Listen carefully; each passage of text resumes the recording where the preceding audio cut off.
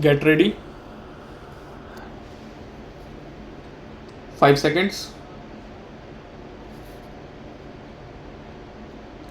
Start. The Rural Credit Survey Committee, which looked into the entire question in 1951, had made certain recommendations. In the drafting of our plans, the recommendations of the Rural Credit Survey Committee was given due weight. You know that in the first 5-year plan, it was stated that at least 50% of the villages should be brought under cooperatives. According to the third plan, all the villages and all the peasant families are to be brought under cooperatives. This is the perspective with which the Planning Commission has looked at the problem. What prompted them to do that was that in the Rural Credit Survey Committee's report, they have said that both through the government and cooperative sources, credits were available to peasants only to the tune of 6%. Through cooperative alone, it is, I think, 3% or so. The other sources of credit to the peasants are the original money lenders. They have elaborately described all that. One point which they stressed is their report is that even the cooperatives do not cater to the needs of the weaker sections of the village community. They have stated that in villages where the moneylender, the trader, and the village chief function through one person, even the cooperative movement is controlled by them in many places.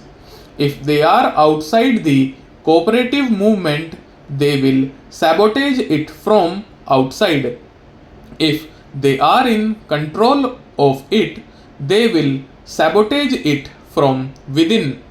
So, even the 3% credit which had gone to the peasantry in the name of the cooperative movement did not reach them really.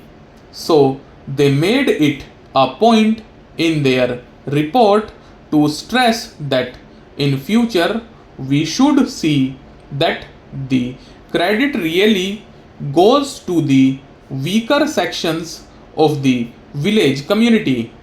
Now, sir, after the report of the Rural Credit Survey Committee, we have been working for the last few years.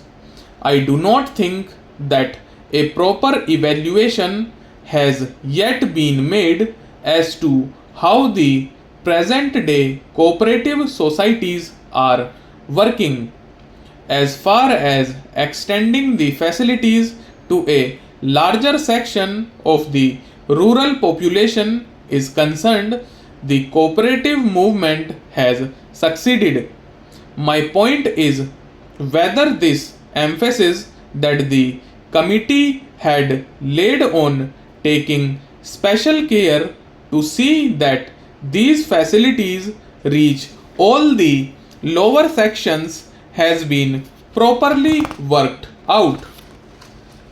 Another point is that even in the matter of extending the activities of the cooperatives, we have not reached the target which was fixed in any of the plans. Now they want to make it universal, but during the first 5-year plan or even during the second 5-year plan, the target that was placed before the country was not reached. It was estimated that rupees 2000 crores are needed for agricultural operations every year, in which rupees 800 crores would be financed from their own earnings.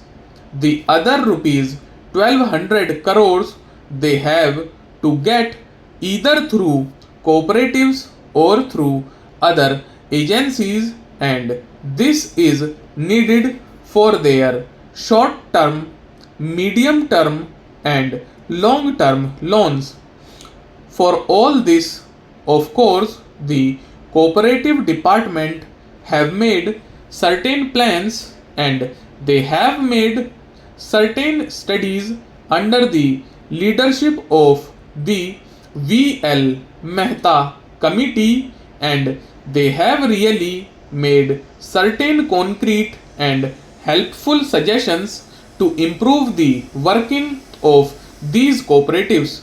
But even here, in spite of all the recommendations, in spite of all the studies, things are not working in the proper direction. Now, apart from these credit facilities, much has been said here about the processing factories like sugar factories, etc., which should go to help the peasants. I fully agree that apart from credit societies, marketing societies, processing societies, all these put together will be of great help to the peasants. But are they really serving the real agriculturists? I have heard some people speaking about the successful functioning of certain cooperative societies. I know one cooperative sugar factory. Among its members, not even 1% are actual agriculturists. Just like a joint stock company, shares are sold, capital is raised, they are running a proper factory. My point is that such factories should not be brought within the purview of the cooperative movement. They should be treated as ordinary joint stock companies. I will quote another example which is to be followed, and that is the Weavers Society. There they have made it a point that among its members at least 80% or 90% should be weavers themselves. They have made that a strict rule. If that is so, if such principles are accepted and adhered to, then these processing societies will be of immense help to the peasants. Otherwise, in the name of helping the peasants, some people escape the other obligations that may accrue from running a joint stock company and are taking the benefit. I do not feel it proper to invest money in large scale enterprises on a cooperative basis. Stop.